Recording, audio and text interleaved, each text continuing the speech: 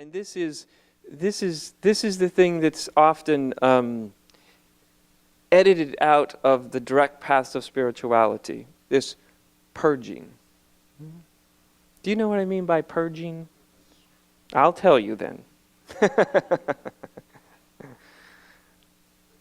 Purging is purging of selfing. Self isn't a thing. If you look just a little bit, just for a moment, you'll see that whatever you think you are isn't a thing. It's a verb. Self isn't a noun. There isn't a thing called this thing called me, an entity.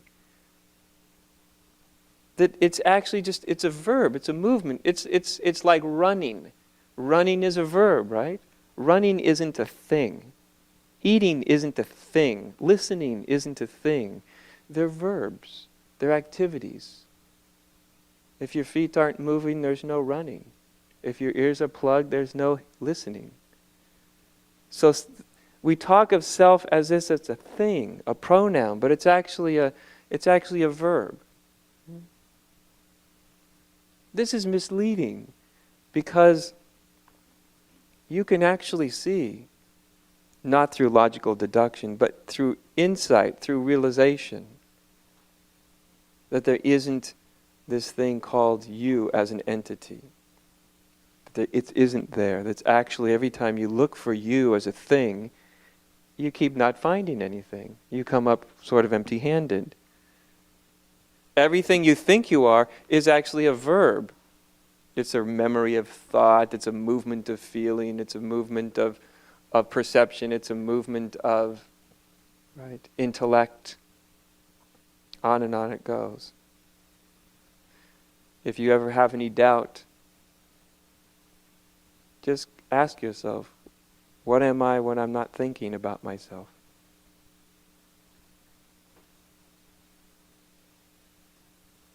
And you'll see, the entirety of yourself is a verb.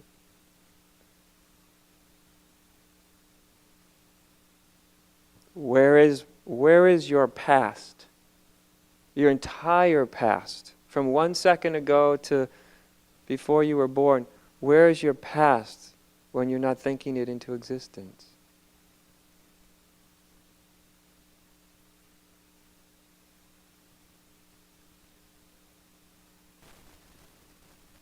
Conspicuously absent, isn't it?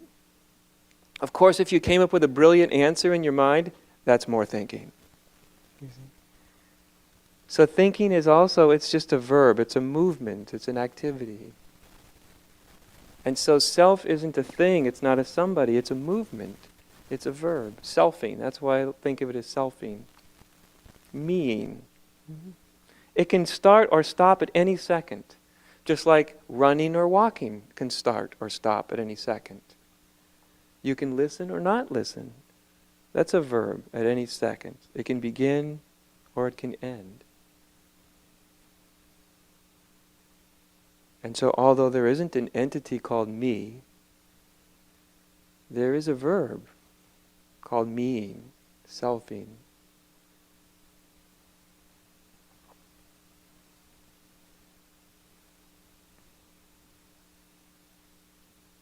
And what was happening for Bonnke, which is the same thing that's happening for all of you, by the way, the same thing, is that it's wearing down. Inextricably. It's sort of like your physical body. What I think they tell, what do the physiologists tell us? I think around, I used to hear 18, but I'm not so sure anymore, at least from my experience when I was into athletics. It seemed like somewhere between 25 and 28 or 29 was peak. Your physical body is not going to get better. Right? You think it starts going downhill at midlife, you've missed it by like 20 years. You crest early, you know, like 25 and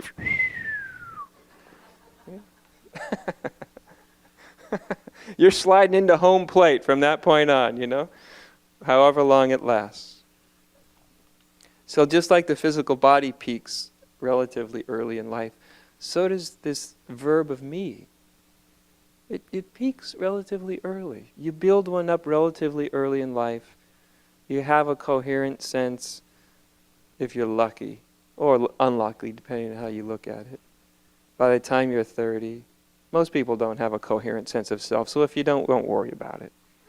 Most people never come close to achieving a coherent, phony sense of phony self.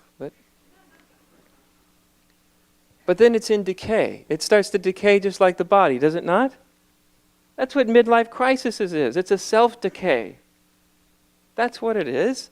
It's my job, I've reached the pinnacle of my earning potential. The kids have moved out of the house. My libido is on the inextricable demise. Everything seemingly has reached its highest point and is now on the decline, which we think, oh, that's why it's problematic. No, it's only problematic because when you start to see these things have hit their peak, there's nothing more for the me to build itself on. In fact, it's going to be eroded, right? You've reached the top of the job and, younger, quicker thinking, young bucks are going to start to come in and take your place, and right? But it's not what's happening that's difficult. That's not what's difficult. What's difficult is it becomes increasingly difficult to sustain this me. Because it also is in decay. Because it's defining itself through success and achievement and family and children and acquisitions and all of that. That's how the me is defining itself. It's finding itself. And then it hits a peak. And in some people, somewhere in midlife, 45 to 60, it starts to panic.